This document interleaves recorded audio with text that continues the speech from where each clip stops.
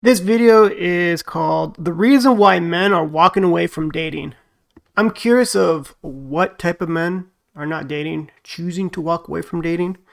If I were to guess, speculate which men, it's probably recently divorced men who probably went to the cleaners, lost a bunch of money, lost a lot of assets, just a bad divorce. I can absolutely see that. I could also see frustrated men who have a very difficult time dating, so they're just going to say, I'm not going to date.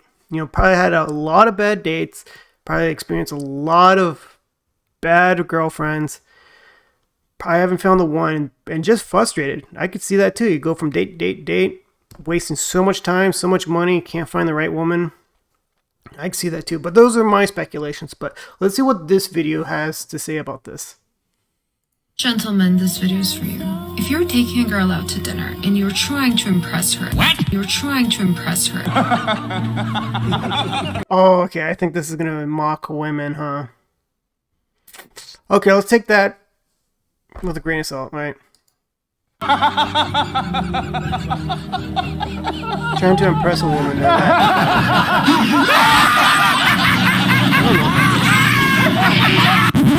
Sweetie, just so you know, we don't go on dates to impress an unimpressive woman. We go on dates to have fun. Also, dinner... No, that's true. Try to go on dates to have fun, but there is an element that men are trying to impress women so they can become a mate in the future. But he says trying to impress an unimpressive woman. Why even spending time with her if you're not impressed with her, with either her looks, personality, what have you? There's reason and motivation why you wanted to go on a date with this individual. Dates are reserved for women who have proven to be, at the very least, loving girlfriends. In the early stages, sweetie, McDonald's is the best you can hope for. And win her over. Send her 3 restaurant options. That way you're showing her that you're a man with a plan. You're thinking about your evening. You want to take her out and show her a great time. But at the same time, you're giving her an option to... I gotta admit, this woman looks fake as hell. Like, overbearing makeup, I'm pretty sure her lips look fake. It scares me. She looks like a clown to me. I mean, I'm being judgmental. This is not my preference of a woman that I'd want to go out with. I'm sure for other men it is, but too much fakeness drives me crazy. And then, these fake women want a real man, right? So she could tone it down a bit, be more down to earth. That's kind of my preference, right? But she's talking about 3 options. Hey, I don't mind that. That's, you're a guy with a plan. I kind of agree with that. Send him some options, 3 options. Hey, I'm thinking about these 3 places. Would you like to go there? Especially first dates. First dates are pretty intimidating, scared. Especially if you really like someone. If it's someone you're just like, oh, I just matched up on Tinder, we'll see how it is, and it just feels like a job interview over time, then it's like, whatever, these places. But if it's someone you think you really like, based on a profile, it's pretty rough, but I don't know. Some people just pick first dates as like, it's the hit or miss date, right? choose. Pro tip is to have these restaurants in different price ranges. Based on her choice, you're going to see what you're dealing with so you can act accordingly. Bon appetit. Guys. Well, he's going to say something, but price range is okay. I mean, maybe, right?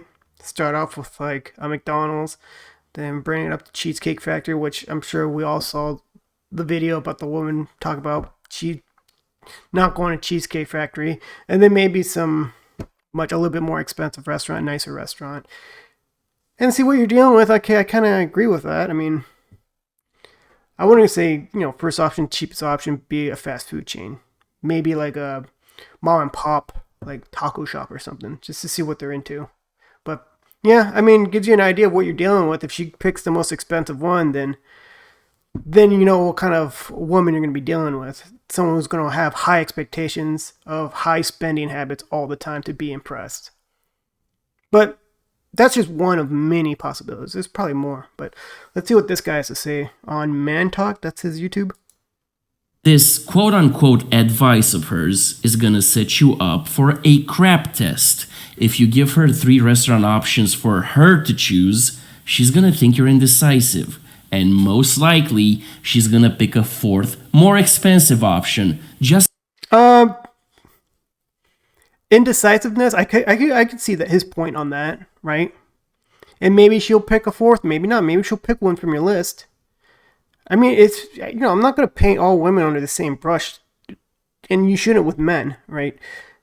People have different preferences, different interests. I mean, it gives you these questions are just kind of gives you an idea of what you're dealing with. But let's see what this guy has to say. to mess with you and see if you're willing to bend to her will. You see, whenever women give men dating advice, it inevitably benefits them, not you. It.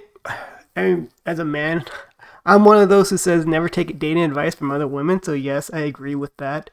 I don't like the generalization of all women are going to do this. Cooking and cleaning for you is not a woman's job. It's your mother's job when you're a child. Are you a child? Are you looking to marry your mother? No, if I were to marry. No, these weird, I don't know, it's like the gender roles, the expectations. I mean, I was in the military, so I totally learned how to cook and clean like right away. We do so much cleaning. If you're in the military, you know this. So I clean for myself all the time. I don't expect my significant other, my fiance, for her to do cleaning. We share a lot of the cleaning. We share a lot of the cooking. I don't think it has to be like a gender specific role. Nor am I expecting that out of her. Now, I'm not speaking for all men, of course. There are men who specifically look for a woman who does a lot of the home taking caring of cleaning, cooking, being supportive. But if you're a woman who doesn't want a man like that, that's your personal preference. You don't have to blast them. But find a guy who has shared values that you want out of a man.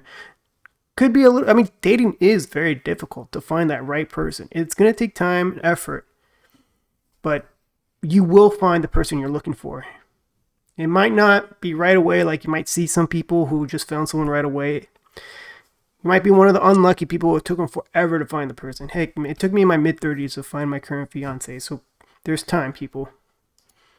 I'd marry someone like my mother because my mother is an awesome mother. I don't want my wife to be my mother. I want my kids to have an awesome mother.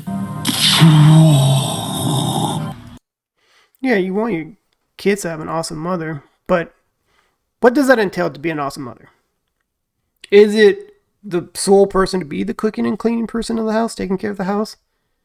I mean, if that's your preference, I'm not judging that, by the way. If that's your preference, go look for that type of person who envisions themselves to be that type of mother. Or a mother who believes in split responsibilities. You both bring in different incomes. It's your personal preference. So there's no judgment, at least coming from me, of who you want as preference. You see, any grown human being who wants any sort... Sweetie, when it comes to women, I operate by the following principle. You want to be in my life, you play by my rules. So if you don't want to play, go away. Dismissed. Play by my rules, huh? It sounds a little controlling, a little one-sided. A relationship takes two. There's a give and take in a good relationship, good healthy relationship. It's not just about me, me, me, me, me.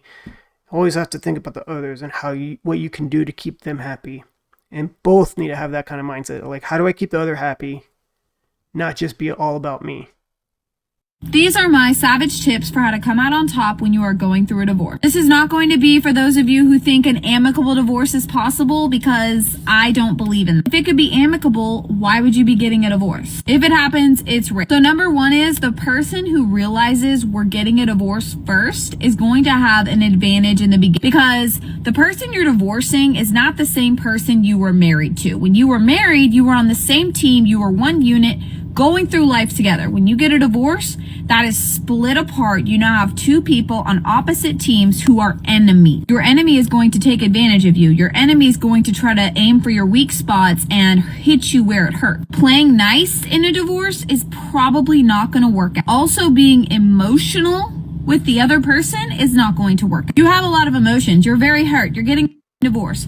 Get a bottle of wine, cry about it in the bathtub, and go to sleep. Do not talk it out with them or really anyone that you don't like explicitly trust, preferably your lawyer. Even my best friend ended up my baby daddy, so I wouldn't even advise talking it out with them. My parents and my sister were basically the only people I really trusted through the process. Don't say anything in a text or a phone call that you would not want read out loud in a courtroom. And if your ex is having an emotional moment, they want to hash it out on the phone, they want to yell at you, make threats, call you names, let them do it. Let them do it and don't react. Better yet, don't answer the phone and let them text it all to you so you can screenshot it and send it to your lawyer. Let them be the emotional, unhinged one. You keep it together. And if your ex tries to tell you, let's be amicable, let's just work it out together, I cannot stress enough how you should not trust that. You should still get a lawyer. You should still go into it like everything they say is a complete lie. Because I can't tell you how many stories I've heard of people thinking they were going to have an amicable divorce and they go to court and the other one brings a lawyer and ends up taking them to the cleaners like a savage. This divorce is a fight for the rest of your life. It's a fight for your kid's life, your assets, everything. Have you ever seen those war movies where they're like, the way you win a war is by knowing the opponent, by being able to anticipate their moves? I think that is so real in divorce. I knew my ex-husband very, very well, and he didn't know me at all. He didn't know me. He didn't care about me, right? And so I literally predicted how it would go down, and I told my lawyer, this is what we're gonna do because this is what he's gonna do. And my lawyer advised me against it because of his experience, and we ended up winning in the end because I knew the opponent. I knew what he was gonna do. Obviously, I think you should trust your lawyer, but you should also trust your instincts and how well you know your ex. Once that ring comes off, it's no more Mr. Nice Guy. Guys, He's gonna comment, but let me comment first. I mean, I'm trying to understand why why men are walking away from dating. I guess maybe this is a divorce topic. You know, divorce is rough, but divorce is, thank God I've never experienced it. I've been through bad breakups, but I can't imagine divorce. I know plenty of people who've gone through divorce, and like she said, you think it'd go in amicable? No, a divorce is just that you're going to war basically, and especially once lawyers get involved. Your lawyer is just going to be ruthless. And although you still might have feelings for the other person, man or woman, doesn't matter, your lawyer is going to snap you out and be like, dude, that any weakness is going to be used against you in this divorce. Whatever you're trying to hold on to, you're going to lose it if you show any weakness. And that's why divorce is so ugly. It drags on for more than a year. It's mentally exhausting. I mean, this is for both men and women. So it's unfortunate. It really is. I'm sure there's people in the comments who's going to mention about divorce and how rough it is.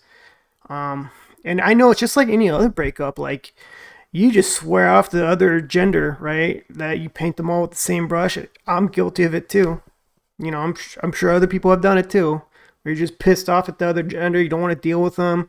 You think they're all this. They all care about money. They all trying to take out of you this and that. So I get it. I understand. Let's see what this guy has to say. I didn't interrupt her because I think you needed to see the mindset unaltered.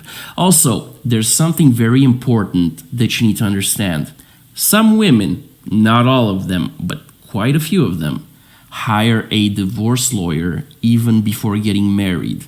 Their entire behavior within the marriage is tailored. I'd say men and women. Sorry to interject, but yeah, I'd say men and women do this, not just women.